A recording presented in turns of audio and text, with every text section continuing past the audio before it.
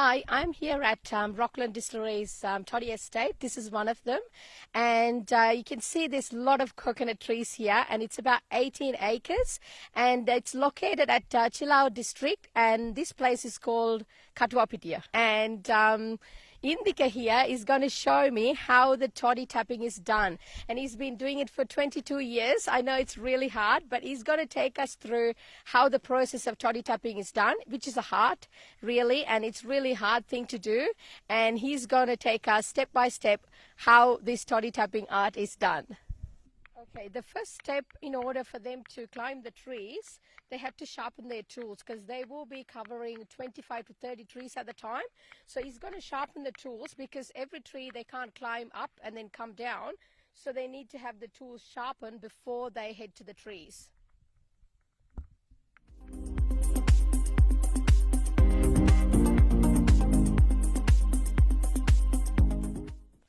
So Indika had already sharpened the knife. It's really sharp, and you can see like it's really ready now for him to climb the tree to cut the coconut flower.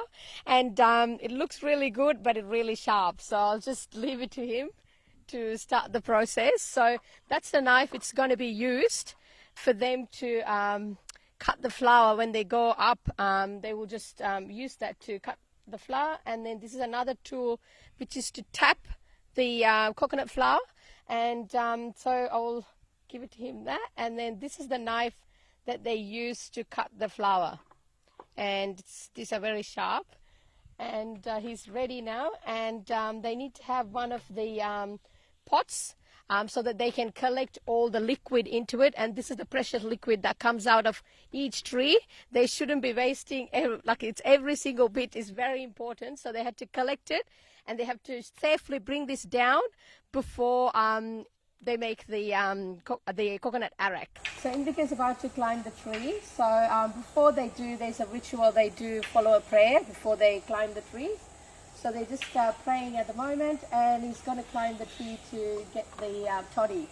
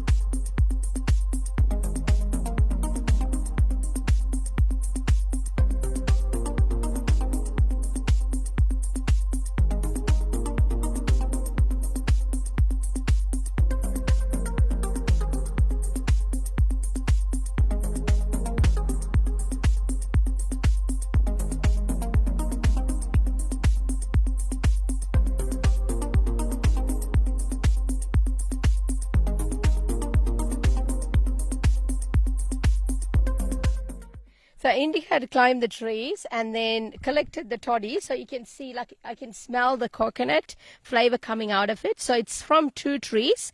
And so what he had to do is, like, he climbed the trees and then tapped the flower, and then he had to shave it, and then he had to fill it in another container and then pour it in. And also there's pots hanging down as well, because they're covering 25 to 30 trees. So the pots that's on the ground, what they do is they will take it up and then pour the collected liquid into those pots, and then send it down for the people who are working down, and they can just collect all the toddy, so that the pots will be empty, and it's easier for them to collect the toddy from 25 to 30 trees. And so now we're going to taste this, and it looks really nice. And normally what it does is, like, as soon as they started collecting the toddy, it does start fermenting very quickly. So they have to start the process very quickly as well. So we'll taste the toddy first, the fresh toddy, how it tastes like. And this is one of the ways that they've used years and years ago in Sri Lanka to make hoppers. They use the toddy, fresh toddy, to ferment the flower as well. So we're going to taste that, and then I will let you know how it tastes like. Okay, Indika is going to show me the process, how when he climbs to the trees, how he collects the nectar from these coconut flowers. And the coconut flowers weighs about 10 kilos, and this normally produces about 40 coconuts. And he's going to show me the demo, how he's going to tap the flower, and also how he's going to shave the flower to collect that nectar. Okay, Indika patang ganda.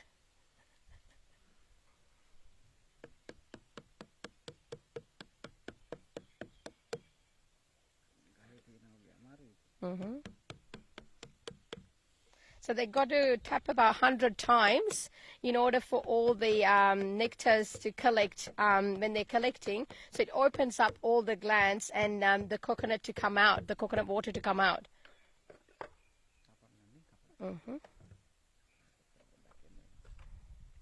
So he's going to show me how it's done.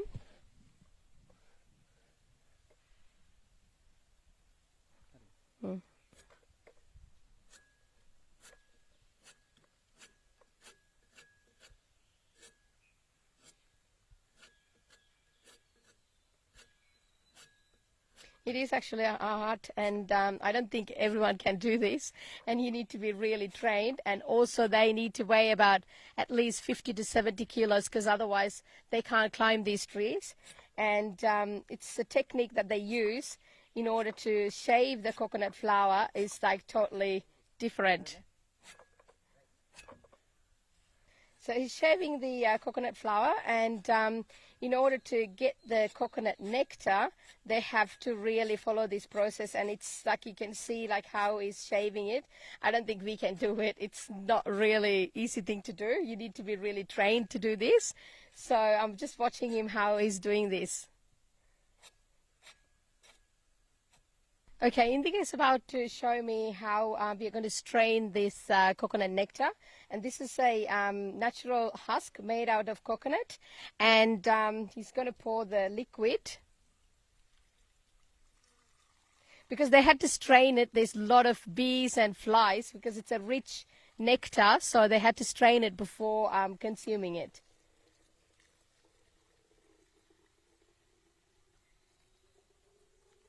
And I can smell it's already started fermenting because it does have natural fermenting agent in the coconut nectar. So it's like already fermenting.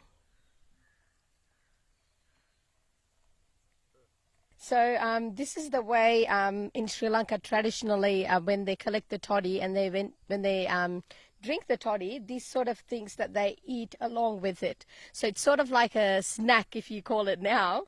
And this is called mayok, which is we call it cassava, I think, and which is served with coconut sambal and a chili sambal, which is a chili that's really spicy. And they serve that with the toddy to give that flavor. And when you're eating it, you can get the freshness of the toddy as well as the cassava and the all the sambals as well. So he's going to give me some toddy to taste. This is the first time I'm going to taste toddy. So Indika going to pour some toddy for me.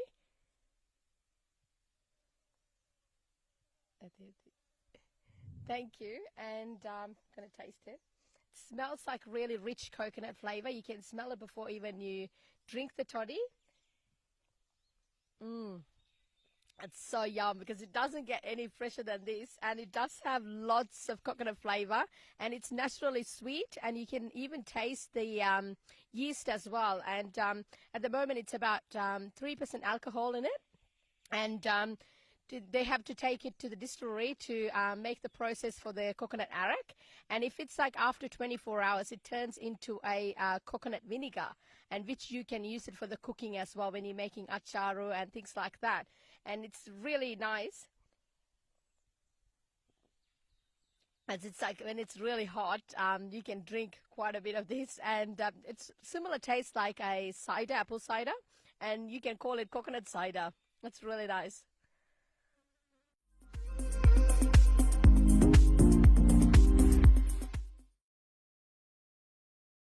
Russia is known for their vodka, Japan is known for their sake, and Sri Lanka is known for arrack. And today I am here at Rocklands with Amal De Silva Wijeyeratne, the CEO and Managing Director. Thank you, Amal. Thank you for the opportunity, and thank you again. Thank you, Diane. And Amal, I know that Rockland is making Arrack since 1924. And what's the uniqueness about the Ceylon Arrack? Okay, so we are fourth-generation family distillers from 1924, the first commercial distillery of Sri Lanka. Now, my grandfather and uncle believed that cognac was a smoother drink than whiskey. Well, of course, it's your preference. And so the first stills were bought in France from E. Barbet and Sons, who were the premier still makers at the time. Now, they were very good friends with Mr. Pasteur, as in pasteurization. So he knew how to make a still, and with his knowledge, they combined this knowledge and knew how to distill a thing that ferments naturally in a really wonderful way. And so some of those secrets that we learned from Louis Pasteur, along with the most famous still makers of the time, are still being handed down generation to generations. And I think that gives us a very particular, beautiful signature. Ceylon Arrack, of course, is different in the sense we are also one of the only, or the only distillery at the time to have our own toddy tapping estates. So some of the toddy for this product also comes from our own estates. Now, we've been making Arrack from 1924, but to make a truly artisan, unique blend, a masterpiece, is what we wanted to create when we wanted to take Arrack to the world. This was the original vision of our founders, to take Arrack to the world, but it's taken us this long to get here, I guess.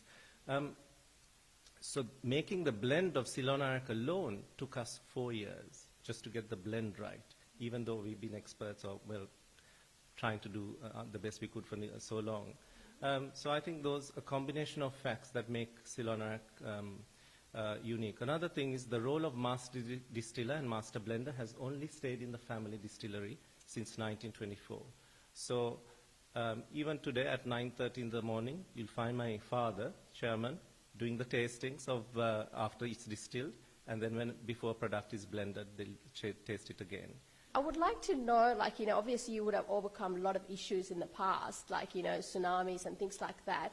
How are the issues, shaped the business? Yeah, we've been through the Great Depression in 1924, soon after the business was established, then the Second World War, burned to the ground in a fire in 89, the tsunami destroyed half the business. And I think with each one, rather than looking at the glass, an empty glass, we looked at it as half full.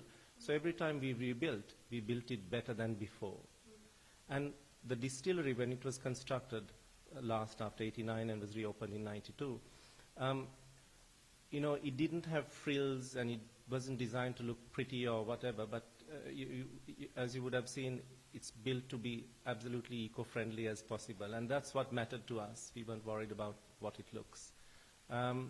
So it's been a really long journey, and but we sometimes wonder we must be mad to continue to do this all these years, but it's something we are deeply passionate about. Where do you see the Rocklands in the next 2 to 4 years, where it's heading to, or the industry, the Arrack industry?